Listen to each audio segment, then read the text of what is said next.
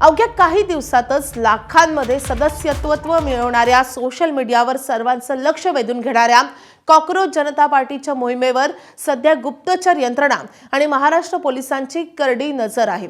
या मोहिमेला शहरी नक्षलवाद्यांचा सक्रिय पाठिंबा मिळत असल्याचे प्राथमिक पुरावे त्यांच्या हाती लागलेत।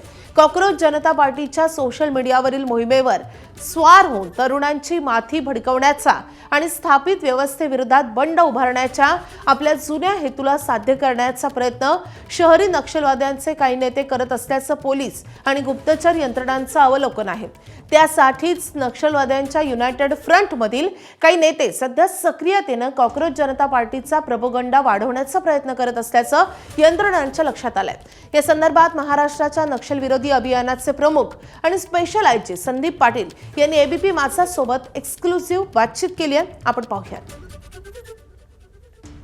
काही दिवसांपूर्वी एक सरन्यायाधीशांच्या वक्तव्यानंतर एक सोशल मीडियावर मोहीम उभारण्यात आली आणि कॉकरोच जनता पार्टी ही उभारण्यात आली। यामध्येही काही अर्बन नक्सल समर्थित ज्या संघटना आहेत त्यांचा काही रोल आहे का, डायरेक्टली और इनडायरेक्टली?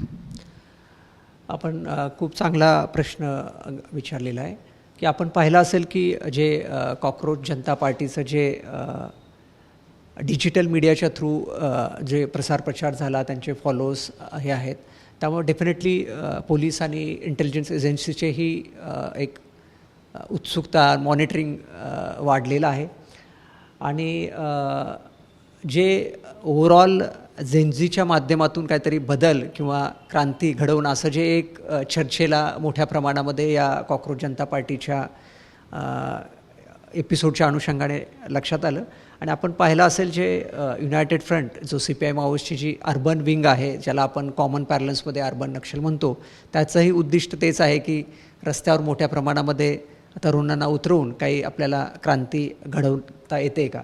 तर त्यामुळे निश्चितच आपला चांगला वॉच आहे आणि आमचं जे काही ऑब्झर्वेशन आहे त्यामध्ये आहे की जे काही जे मेंबर्स आहेत जे आमच्या वॉचवर आहेत ते ॲक्टिवली CJPला त्यांचा प्रोपगंडा वाढवण्याचा प्रयत्न करतात किंवा त्यातमध्ये की कसं जेनझीने रस्त्यावर उतरलं पाहिजे, हे कसं योग्य आहे, अशाही पोस्ट हे करण्याचा प्रयत्न करतात। आणि पण पोलीस दक्ष आहेत आणि मला वाटते निश्चित कोणत्याही एखादा लॉ अँड ऑर्डर झाला तर पोलीस हँडल करतील। सामान्य तरुणांनाही अशा गोष्टीतून सोशल मीडियावर भुलवलं जाते, काय तुम्ही त्यांना सांगणार?